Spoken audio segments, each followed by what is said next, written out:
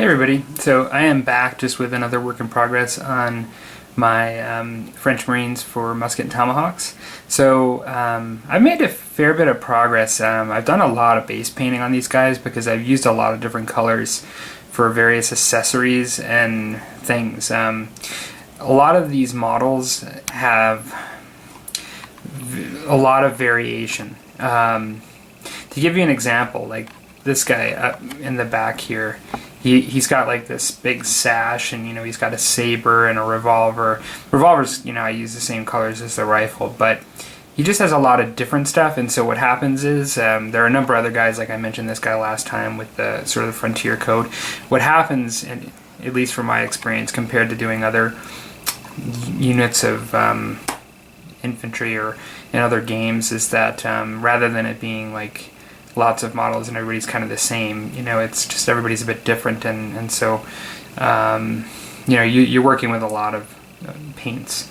They all have stuff on, most of them have stuff on their backs and their sides too, various kinds of pouches, and some have feathers and some don't, and just all kinds of stuff. And so I've been working away at the base painting, but I'm actually, other than doing one highlight on the skin, which I've done for everyone, I'm now ready to, in addition to the base painting, I'm now ready to do a series of washes. I'll likely just paint the base before I actually apply the first wash, and so that's kind of what I'm going to do next, is just paint the base and then do a wash. But I'm pretty happy with where I've gotten with them, in general, and so I think last time I only, if I remember correctly, I only had the white or the blue done, and so like a lot of, and the skin, of course. I think I usually always paint one layer of skin first.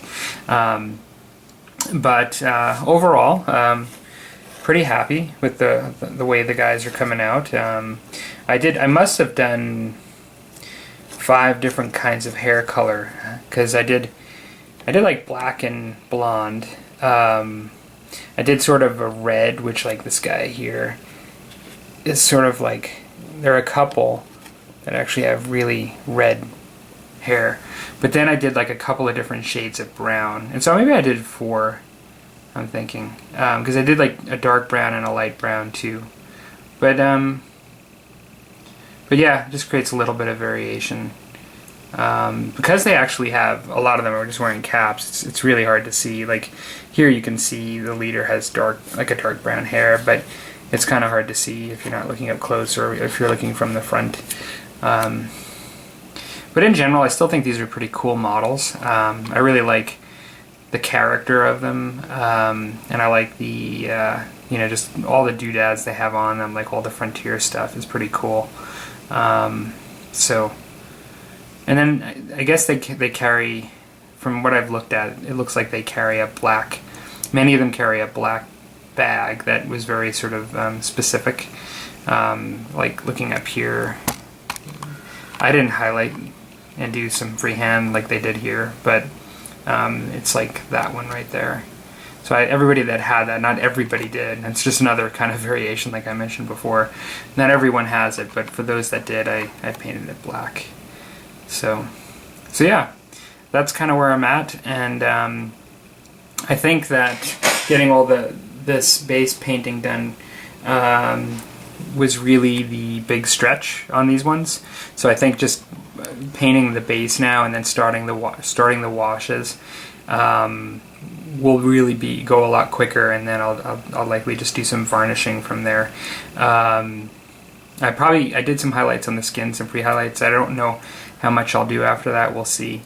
But yeah, I'm not sure what else I was going to say. I am using for washes a number of different washes.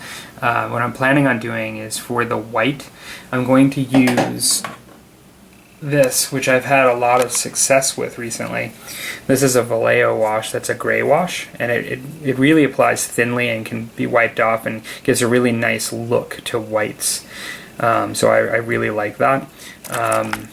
And so, particularly for just standard washes, this is a really good one.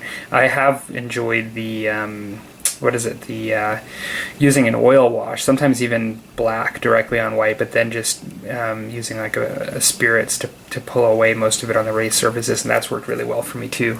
But since I've been using this, I've been using this as my go-to quite a bit.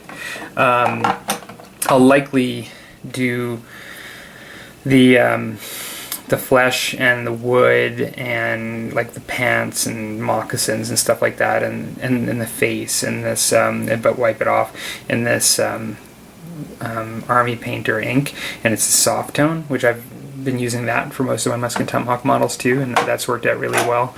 I think for the blue, I'm actually gonna try this, and it's the same product as the gray one that I had, but it's black right on top of the blue. And the reason being is that I do have a blue wash, and I was thinking about using that. It's like a Games Workshop blue wash, but I find that oftentimes it's quite potent, and I could dilute it a bit with water, but it stains, so whatever blue you're working with, it like makes it darker immediately and goes into the crevices, and I'm not looking for that. I'm looking to really keep this kind of blue, and so I find these don't stain as much, and they wipe away really easily, and so I like them.